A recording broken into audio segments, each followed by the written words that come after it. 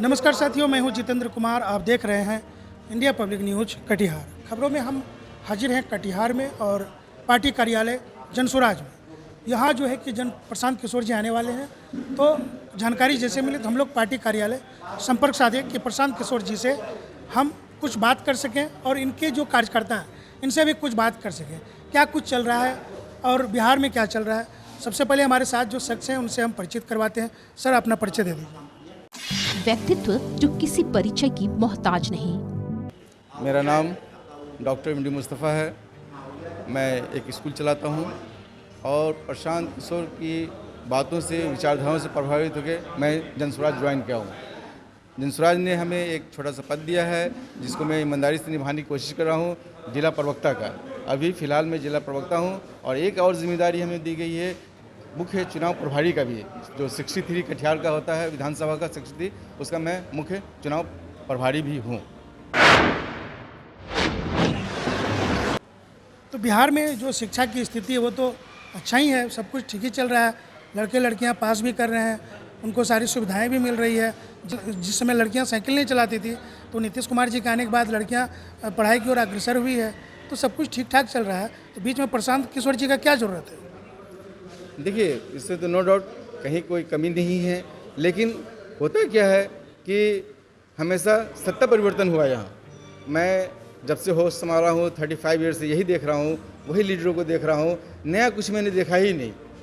जो हर चीज़ का एक बदलाव होना चाहिए ज़माने के हिसाब से, आप देख रहे हैं हर चीज़ में चेंजिंग होता है, उसी तरह अभी नया टेक्नोलॉजी के हिसाब से हर चीज़ सिस्टम में चेंज होना चाहिए। शिक्षा में भी कुछ अच्छी शिक्षा होनी चाहिए, जो विश्व स्तरीय शिक्षा होना चाहिए। आजकल प्रोफेशनल कोर्सेज बहुत सारे चल रहे हैं, उसका इंतजाम होना चाहिए।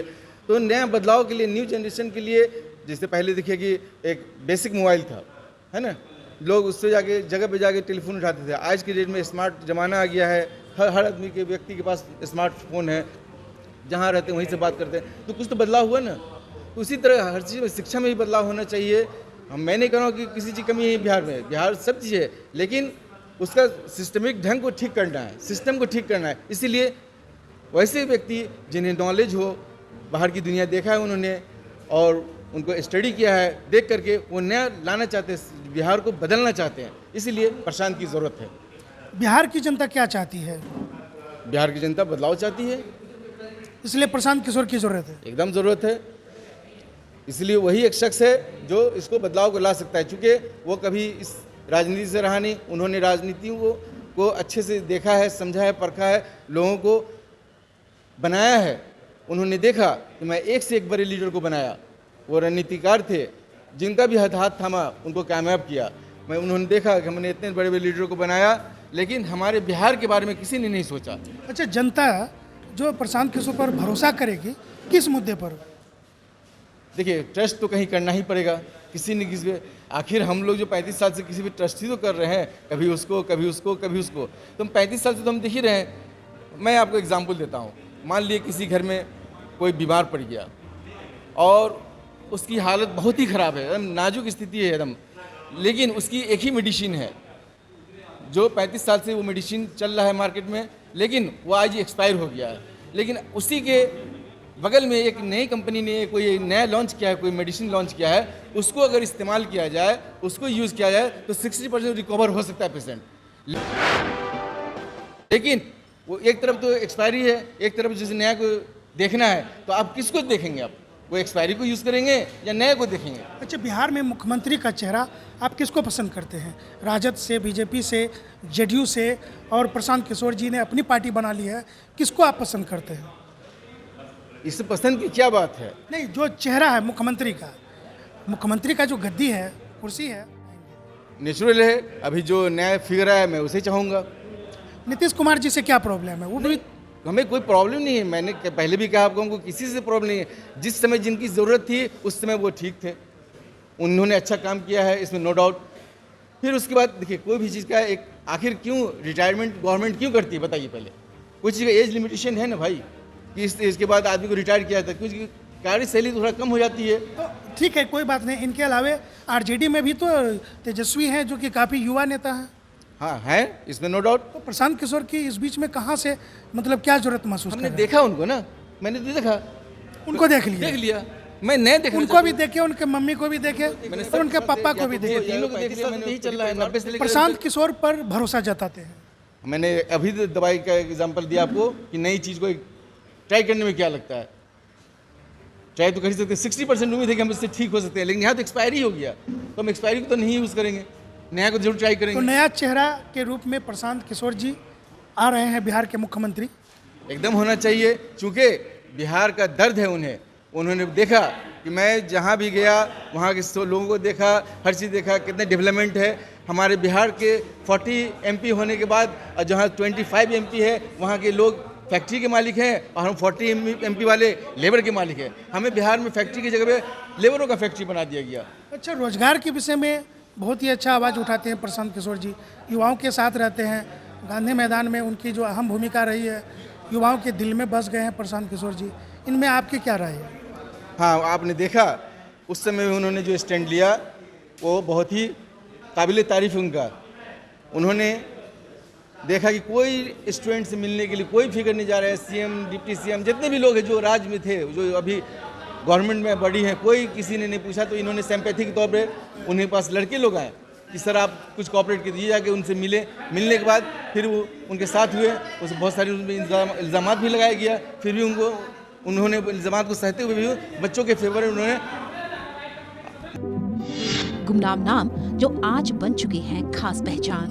मतलब धरना दिया, गांधी जी के नीचे, स्टैच्यू के नीचे धरना दिया और शांतिपूर्ण धरना दिया, जहाँ से गवर्नमेंट को कोई नुकसान नहीं था। वहाँ से न कोई ट्रैफिक का मामला था, न कोई सार्वजनिक संपत्ति को नुकसान करना था, कहीं नहीं था। फिर भी हमारे गवर्नमेंट की जो पॉलिसी रही हो, उनको सुबह 4 बजे 6 तारीख को नींद की नींद सुबह 4 बजे क्या होती है आप भी जानते हैं सबको। उस पोजीशन में उनको बेहुरमती के साथ उनको घसीटते हुए पुलिस ले गई। उन्होंने बोला कि मैं कंडीशनल बेल नहीं लूँगा, या तो मुझे जेल करो या मुझे फ्री करो, है ना।